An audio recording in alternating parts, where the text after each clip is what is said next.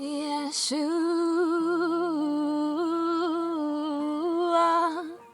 Ah, ah, Yeshua.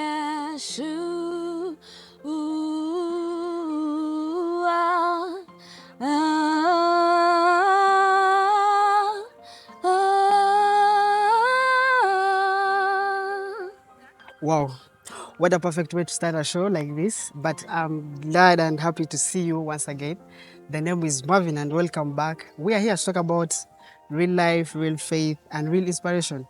If you're new here, please hit the subscription button, share, and join us on this amazing show and join the community. Today's episode, I have, you've heard already, she has one talent already that is already on display, that is singing. But this is the episode that I've been looking forward to. And my guest today is a kind of a person who wears many hats, and she wears them very well, right? She's a passionate Christian, a student. She's active in politics. I don't know if you're still active, and a bold voice for the youth. And she's working with purpose and with God and with courage. So please help me. Let's welcome her and let her introduce herself to you people. Thank you so much, Mavin, for this opportunity to be here with you all viewers today. My name is Kemanzi Ingrid. I'm a social worker in my second year at Chambogo University. Yeah. And I'm also a born-again Christian. I love the Lord so much. Yeah. Okay, welcome, and it's really a pleasure to have you here today. And you're doing so much as a person in school. I don't know, are you still in leadership? Yes, I am. Okay, leadership. What of politics? Politics, I've stepped away from that. But okay, you're once a politician, and you work with what? With God. But before we dive into the deep stuff, tell us a bit about yourself, who you are, what drives you. Yeah. Well, for one, I would say I'm a very charismatic person. Yeah. I love the positive energy around me, and I love to spread it wherever I go. Yeah. I'm also a leader, a friend, a daughter. So Mama action. yeah, some may say mama, but I feel awkward sometimes for me. But yeah, I'm a servant of God. I serve the Lord wherever I go, wherever I'm called to. Yeah, so that's what I can say a bit about myself. What drives you as a person? Honestly, God, I would say it's a lot of things, Yeah. but it would be a lie. God drives me. Where He tells me to go, I go. What He tells me to do, I do. Yeah. So you're a person who lives with intention. Exactly. So where did that come from? Because most of the youth of today, when you talk about God, they look the other side. So where did it come from for you to be like, yes, it's God who should lead me, who should guide me and drive me through my life? Honestly, it was a journey. I mean, growing up with a Christian mom wasn't enough. I was a kid who would go to church and eat the offertory money. That's sad to say. But yeah, so when I grew up and I came to around senior, I think it was senior 2, when things started shaking in some part of my life, especially family, I started seeking the Lord because now I really wanted to know who He is. But then it wasn't there, it was more like, God, I want you to help me, and that's it. It wasn't like me submitting to His will and saying, God, you know, drive me and I'll just take a seat and allow you to lead me. So when it was actually the final breakthrough, I would say that turning point of my life was in senior 6, my second term, when I made that commitment to God and I said, you know what, God, I surrender everything to you. I give myself. You're going to lead me. And yeah, that's when I started asking God about my purpose, asking God about what I was called to do. Yeah, so that was majorly the thing that changed me, because it was then that I knew that nothing is possible without the Lord. Yeah. Okay, that's amazing. For the people who don't know why we call you Mama, when you talk about your leadership, because I found you at my fellowship, yeah, Kavoja. So those ones who don't understand why we call you mama and why you are saying you're in leadership, you just tell them what you do basically. Okay, first of all, I'm grateful to God for the Yeah. opportunity to lead. For one, I've been a very, very, very shy person, Oh. which people which people don't believe me. Yeah. I have social awkwardness, stage fright, all of that. But I'll tell you, it's been God giving me the confidence. And people will be like, "Yeah, Christians, you always say it's the Lord, it's Yeah. the Lord," but it's the truth. Yeah. Without Him, I wouldn't do anything. So my leadership journey started with me becoming class coordinator Yeah. for my year. Then from then on, I contested to be vice president, Chambogo Social Workers Association, Yeah. and I won. By the way, so good. Okay. Yeah, at that time, I was also serving in fellowship, Kaboja Fellowship, as a prayer secretary. Okay. So when it was time to hand over, they handed over to me as the chairperson, who they refer to as the mama.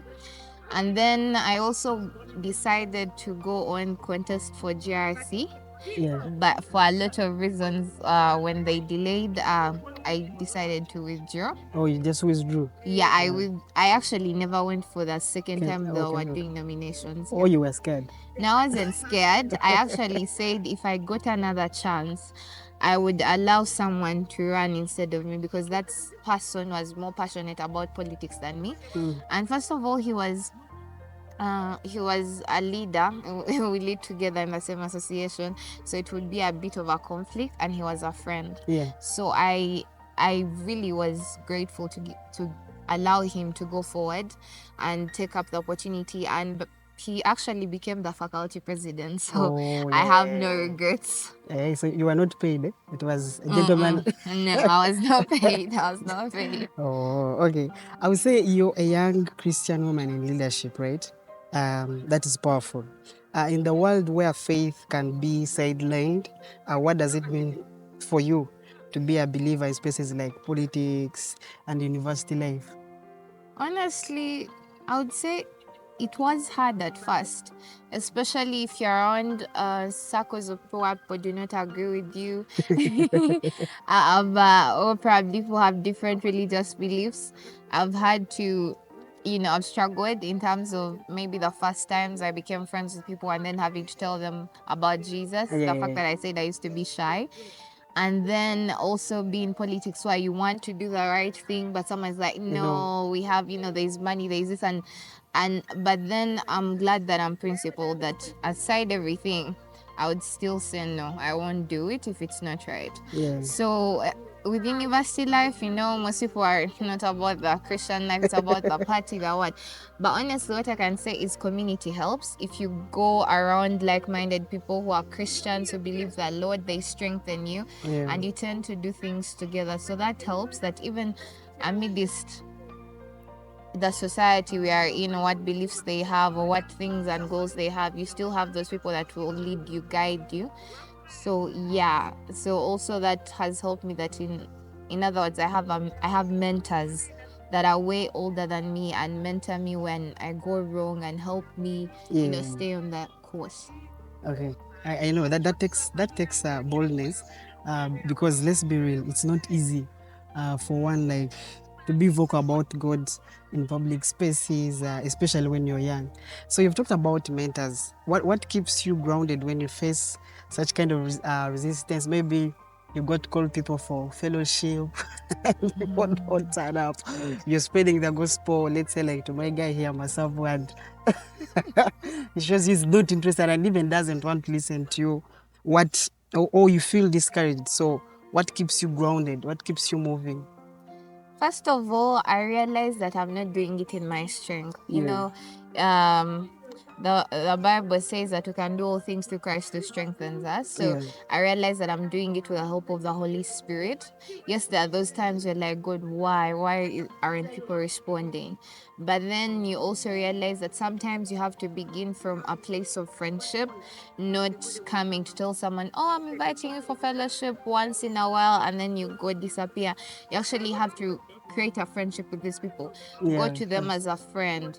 Let them see how you are, see your character, learn, and maybe borrow something from that. Because when your character is good and you're showing them that, okay, this is all because of Jesus, they're like, okay, I want to have what they have as well. Mm. So yeah, it's not always easy, because especially sometimes you want to be like, I just want to be alone. And then boom, people are coming. Exactly. But then you have to do that loads. The moment you accept his call, just know it stops being about you. It's all about him from then on. Oh, okay. Okay, that's amazing. So, okay, besides your Christian life, I see you good. You said you're a social worker, right? And I've been watching your videos advocating for mental health. So now let's talk about something that is close to my heart, which is mental health. We often think that being a leader or having faith or being in God or being a Christian means we have it all together. Christians, you shouldn't be stressed, you shouldn't have anxiety, you shouldn't have mental issues, health issues, right? Because you're with God, you're a Christian. But people don't know that Christians go through what? But we know it's not that the full story. I know maybe you've had some moments mentally, emotionally, and I want to know how have you handled them, and how could you advise someone to handle them? Well, I want to say, I don't want to say my life has been unique, I know. but as a child, since childhood, I've always found my way in the counselor's office, the Oh. therapist's office. For some reason or another, I'm this one kid who, if I got an issue, I'll be like, yo, I'm going to the therapist. I need someone to listen to me. Yeah. But you see, that's not the case with a lot of people. Most people do not trust others. They do not trust that they'll go to a therapist and be heard. They'll think that, the other person will say their secrets or it won't be confidential. Yeah. But then there was a dark time in my life when I fell into depression. I lost myself. I was in all sorts of I hated people. I was in a very dark place.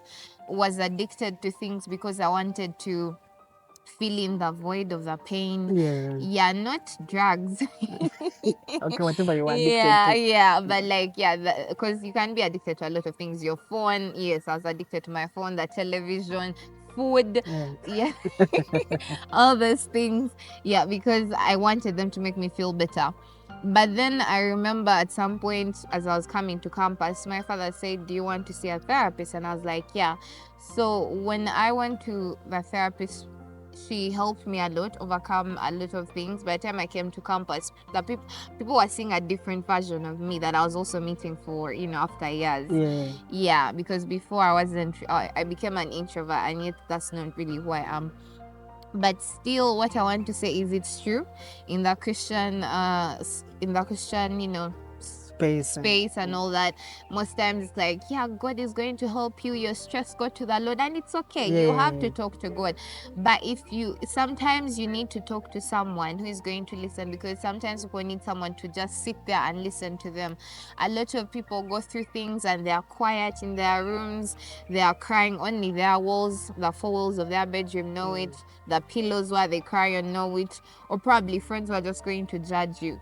So I feel like and also the fact that in African culture, when I remember when we were doing a mental health awareness in a secondary school, we were telling these parents about rehabilitation of kids in case they are having drug issues, and we're telling them about mental health, and you would be so surprised. The parents are like, "Fewa tetuli balaro." Like, we don't have mad people in our houses. And it's so sad that everyone zeroes down that mental health is about those people who are crazy, who are mentally ill, who are in rehabilitations, like mental referral hospitals like Butabika, which is wrong. Mental health is even in the smallest of things, in anger, in stress, in depression.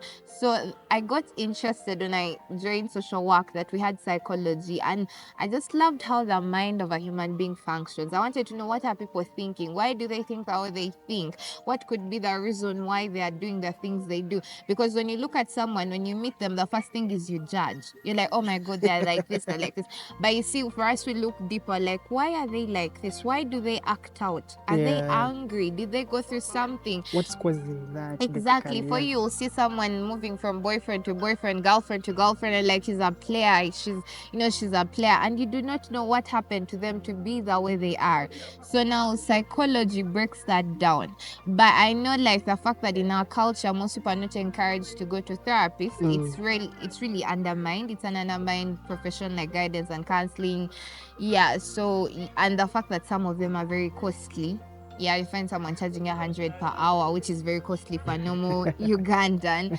So yeah, for me it was, so I got an inspiration to start actually telling people about these things, that because white people say if you want to hide knowledge from an African, put it in a book. So most people do not read They don't about want, these yeah, things. true. So the only way you can reach out to them is Read to for them. tell them through videos, and yeah, and let them get to understand these things. And honestly, I'm happy.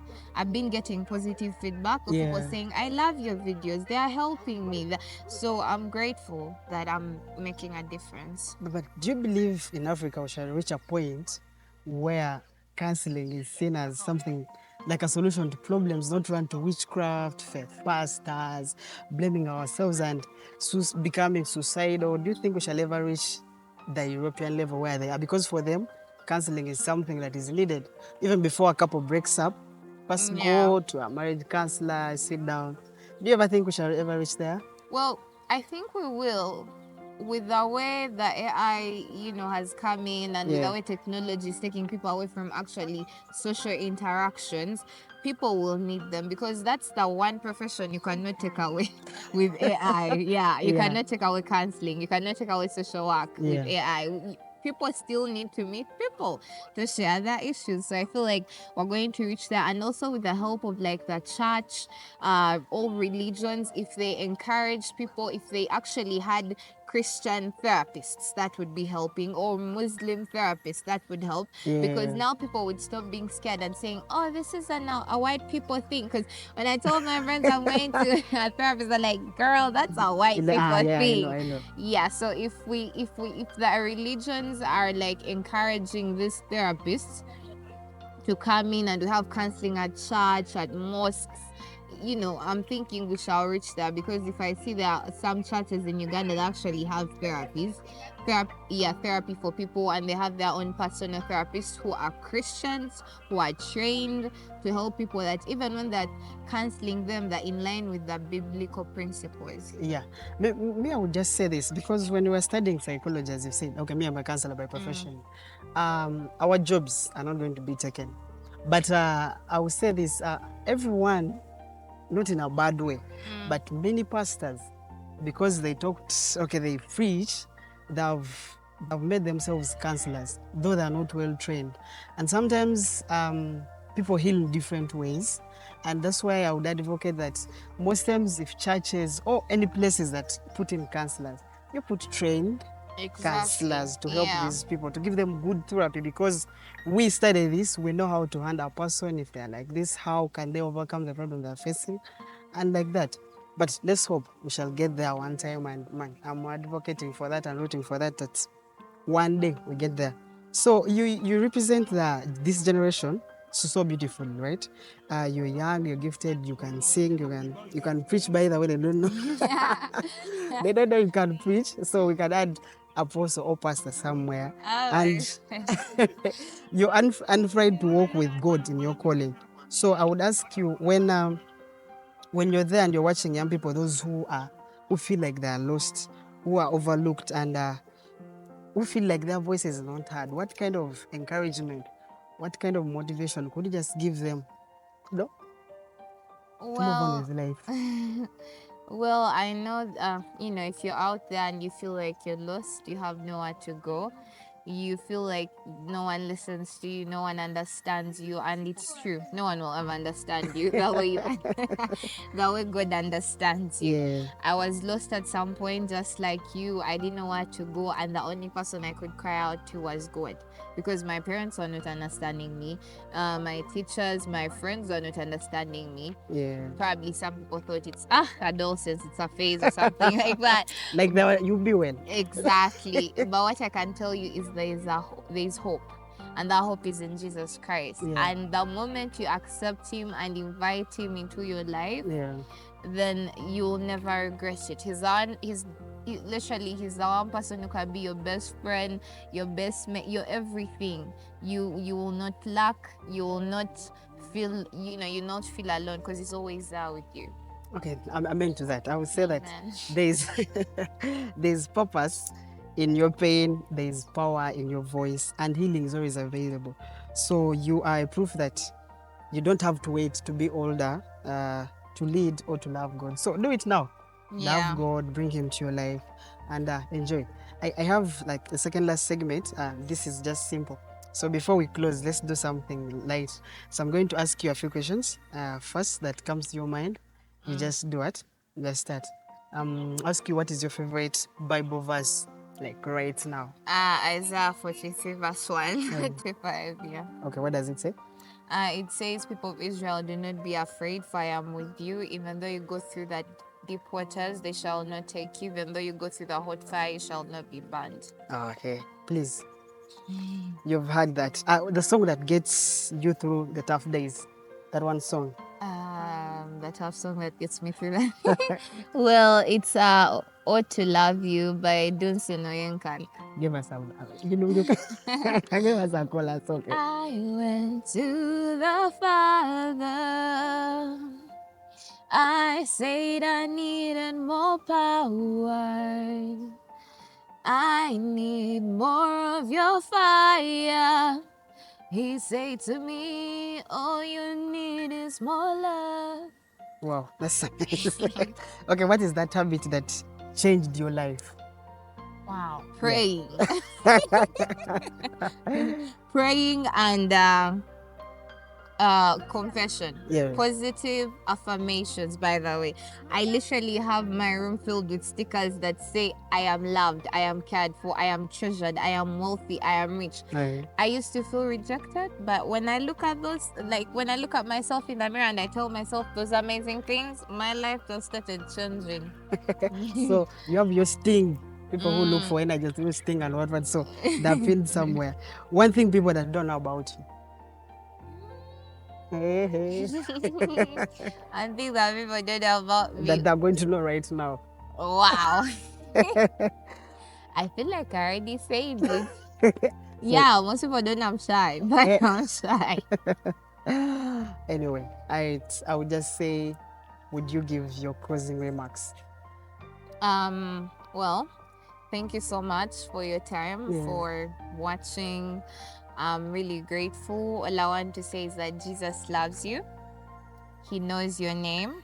He knew you before you were created in your mother's womb, and wherever you are, he cares for you. Whether you watch this after 10 years, just that Jesus loves you. Yeah. Also, I just want to speak to the women, if you will allow me, please. Yeah, it's okay, it's okay. Fanera Ministries, we have My Great Price on 14th June 2025 at Fanera Grounds, Naguru.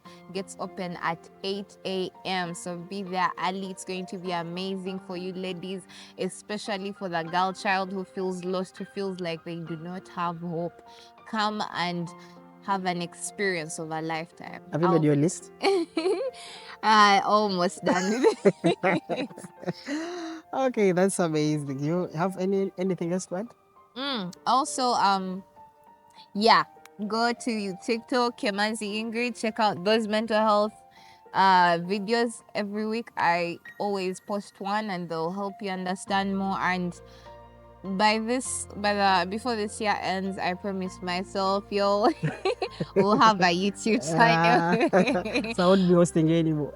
You you even may host the people I host, but mine is going to be more spiritual. Oh, Yeah, it's going to be a spiritual, I would say, where youths can come and tell the same stories I'm telling today, and share their testimonies, so that people out there can also realize that they are not alone in this, and if someone overcame it, they can overcome it too. I'll say thank you so much for coming through today.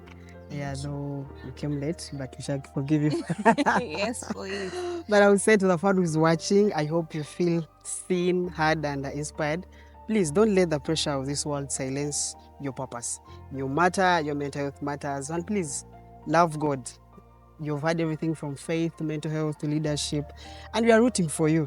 And we know God is just getting started with your story. So please make sure to like, comment, subscribe, and share. And comment on that favorite part that you've liked. And please, may God keep you safe and be with you. We'll say meet next time. Bye bye. Bye.